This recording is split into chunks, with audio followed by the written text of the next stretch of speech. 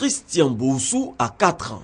Né en pleine crise post-électorale en 2011, ses parents n'ont pu le déclarer à l'état civil. Aujourd'hui, c'est chose faite avec l'assistance d'une ONG. Christian a désormais un extrait date de naissance grâce à la loi du 23 janvier 2013 relative à l'enregistrement de naissance survenu durant les années de crise en Côte d'Ivoire.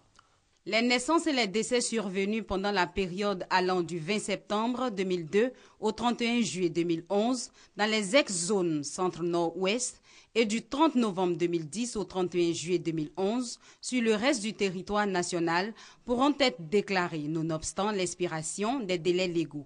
C'est une aubaine qui vient pour satisfaire tous ceux qui n'ont pas eu la chance d'avoir des extraits pendant la période de crise. Parce que comme nous le savons, pendant la crise, chacun s'est déplacé pour aller se réfugier un peu ailleurs.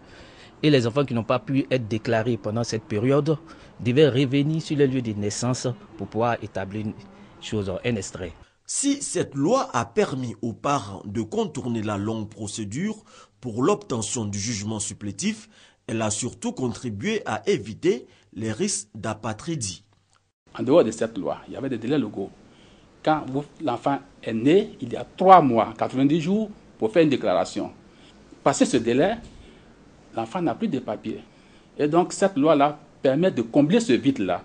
Parce qu'après, il faut aller à la justice, faire une audience foraine pour avoir un jugement supplétif.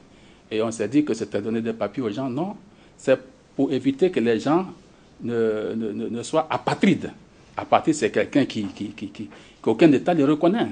Pour comprendre pourquoi cette loi concerne aussi les enfants nés dans les ex-zones centre, nord et ouest, remontons l'aiguille de l'horloge du temps jusqu'en 2008. Nous sommes dans le département de Mans. C'est dans un état critique que Dame Ko Awa est admise à l'hôpital général suite à un accouchement à domicile. En fait, qu'aujourd'hui, là, c'est nous dépasser. Si nous, toujours, quand on a fait, c'est propre, c'est bon. On a fait beaucoup d'enfants au village. Et puis, les femmes, ils sont contents. Les accouchements à domicile dans ces zones étaient légion après le déclenchement de la crise en septembre 2002. Des milliers d'enfants nés avec l'aide des matrones n'ont pu être déclarés à l'état civil faute de certificat d'accouchement délivré par une sage-femme ou un médecin. En plus, l'état civil n'a pas fonctionné normalement dans cette partie du pays du fait de la guerre. Quand la guerre a éclaté, avec tout ce que chacun sait, la voie de la mairie était fermée. Et il était difficile de faire des déclarations. Donc il y a eu un groupe de jeunes qui s'est porté volontaire pour recevoir les déclarations. Mais c'était difficile. Plusieurs élèves dans ces zones n'avaient pas d'extrait date de naissance jusqu'en classe de CM2. Les statistiques de 2011-2012 au niveau de la circonscription de Mans 1 s'élèvent à 56% d'élèves qui n'avaient pas d'extrait de naissance, dont 32% au CM2. D'autres enfants moins chanceux n'ont pu être scolarisés faute d'extrait date de naissance. C'est le cas de la petite Koulibaly Nongodouin dans le village de Oussougoula à 10 km de Séguéla. Quand nous sommes arrivés dans ce village-là,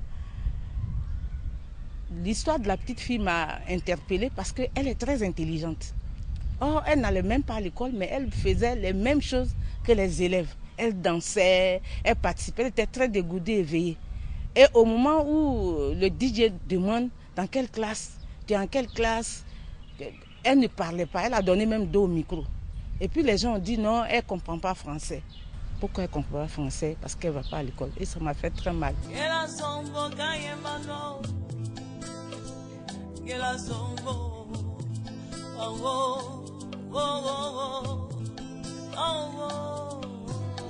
Depuis la prise de l'ordonnance relative à l'enregistrement de naissance en 2011 jusqu'à l'adoption de la loi modifiant cette ordonnance en 2013, des milliers d'enfants ont pu obtenir leur extrait d'acte de naissance. Du point de vue statistique, nous estimons, d'après l'étude de démographie et de santé qui a été lancée par le ministère du Plan et du Développement, avec le ministère de la Santé, à 1 500 000 enfants qui seraient nés durant la crise avant la crise et depuis 2010 et qui n'auraient pas été déclarés à l'état civil. On peut estimer au bas mot, avec les chiffres entrecoupés avec nos partenaires, à 600 000 personnes qui auraient bénéficié de la loi. 600 000 enfants sur 1 500 000 potentiels concernés, un résultat pas encore satisfaisant qui laisse planer le risque d'apatridie sur environ 900 000 enfants.